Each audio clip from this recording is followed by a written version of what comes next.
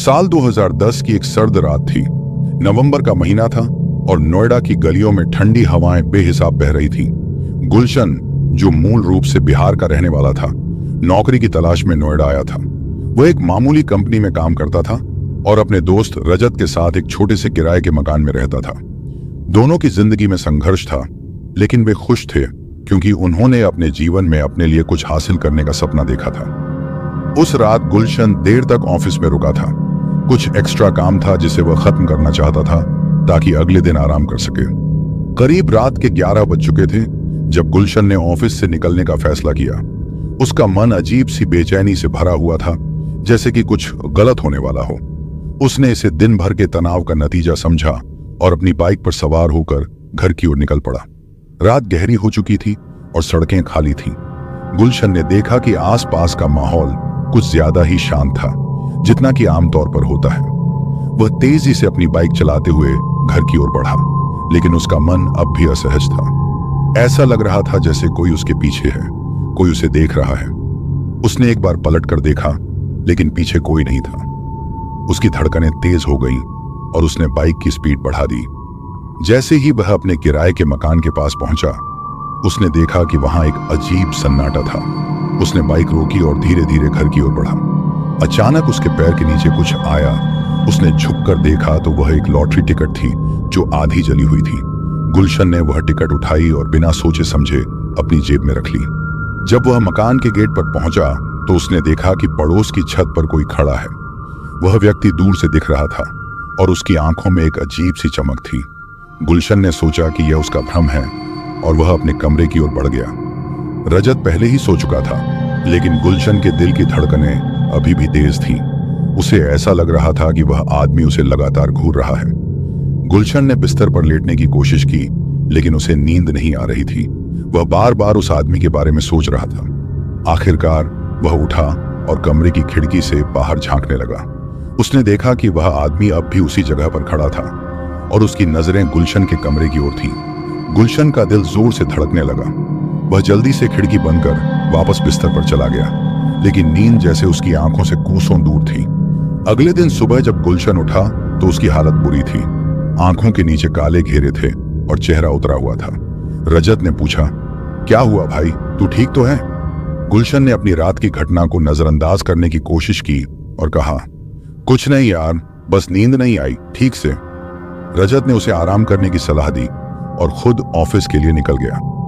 गुलशन ने सोचा कि वह भी आराम करेगा, लेकिन जैसे ही वह बिस्तर पर लेटा, उसे कल रात की घटना याद आ गई। उसका दिमाग बार बार उसी छवि को दोहरा रहा था।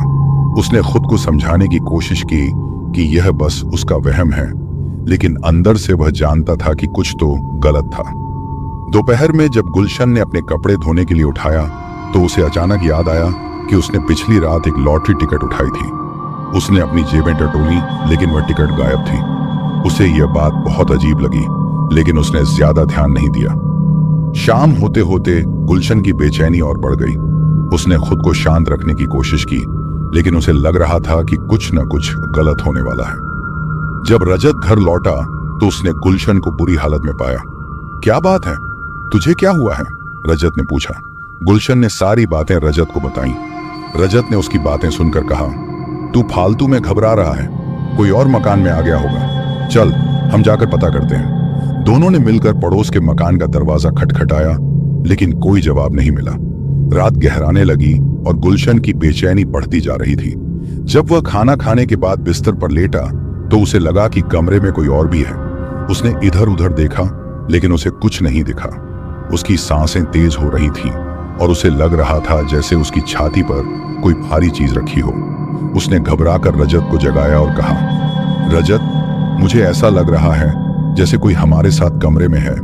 रजत ने हंसते हुए कहा, तू पागल हो गया है, चल सो जा। गुलशन ने सोने की कोशिश की, लेकिन उसकी नींद बार बार टूटती रही। उसे ऐसा लग रहा था जैसे कोई उसके बगल में खड़ा है और उसे घूर रहा है। उसने रजत को फिर से जगाया, लेकिन इस बार रजत भी डर गया। दोनों ने फैसला किया कि वे इस रहस्य का पता लगाएंगे। अगले दिन उन्होंने आस पड़ोस से पूछताछ की, लेकिन किसी को कुछ नहीं पता था। आखिरकार उन्हें एक बुजुर्ग व्यक्ति मिला जो इलाके का पुराना निवासी था। उसने बताया कि जिस मकान के सामने वह आदमी खड़ा था वह मकान नंबर 481 है, जो कई सालों से खाली पड़ा है। वहां पहले एक परिवार रहता था, जिनमें से एक व्यक्ति सत्येंद्र था, जो लॉटरी में 25 लाख रुपए जीत गया था। लेकिन उस पर उसके मालिकों ने हत्या की और उसे वहीं दफन कर दिया। उसके बाद से उस मकान में कोई नहीं रहता। गुलशन और रजत ने इस रहस्य का पर्दाफाश करने का निर्णय लिया। वे मकान नंबर 441 में दाखिल हुए और खुदाई शुरू की। उन्होंने बरामदे में गहराई तक खुदाई की और उन्हें एक कंकाल मिला। गुलशन का दिल जोर से धड़कने लगा। उन्हें पता था कि यह सत्येंद्र का कंकाल था। गुलशन और रजत ने सत्येंद्र के कंकाल को एक सही स्थान पर ले जाकर उसे शांति दी।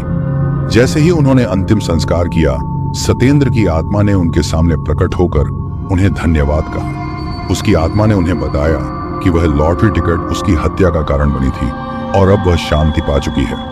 लेकिन कहानी यहीं खत्म नहीं हुई।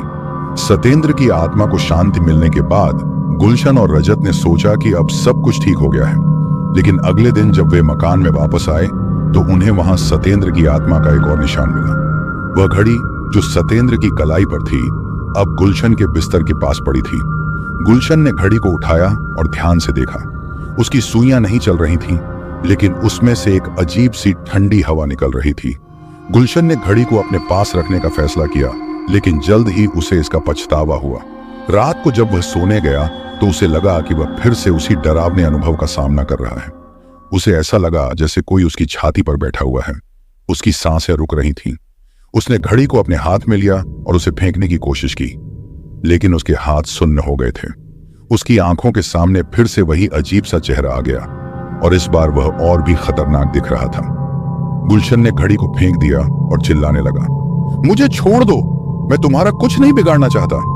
अचानक रजत दौड़ता हुआ आया और घड़ी को उठाकर बाहर फेंक दिया। तभी सब कुछ शांत हो गया। गुलशन की सांसें सामान्य हो गईं और उसे लगा कि वह किसी भयानक सपने से जागा है। लेकिन उसके बाद भी गुलशन को वह रात कभी नहीं भूली। हर रात सोने से पहले वह अपनी खिड़कियां बंद कर लेता और घड़ी को अपने कमरे से दूर रखता। रजत ने उसे समझाया कि यह सब उसके मन का वहम था, लेकिन गुलशन जानता था कि उसने जो अनुभव किया वह सच था। कुछ हफ्ते बाद गुलशन ने नोएडा छोड़ दिया। वह अब उस मकान में नहीं रह सकता था। वह बिहार लौट गया, लेकिन उसके मन में हमेशा उस खौफनाक रात की यादें जिंदा रहीं। वह अब भी कभी कभी उस रात के बारे में सोचता है और उसकी रीढ़ की हड्डी में सिहरन दौड़ जाती है। यह कहानी सिर्फ एक आदमी के डर का बयान नहीं है, बल्कि उस भयावह सच का पर्दाफाश करती है जो हमारे चारों ओर मौजूद हो सकता है। वह लॉटरी टिकट और घड़ी आज भी कहीं ना कहीं छिपी हुई होंगी, इंतजार में कि कोई और उनकी भयावहता का सामना करे।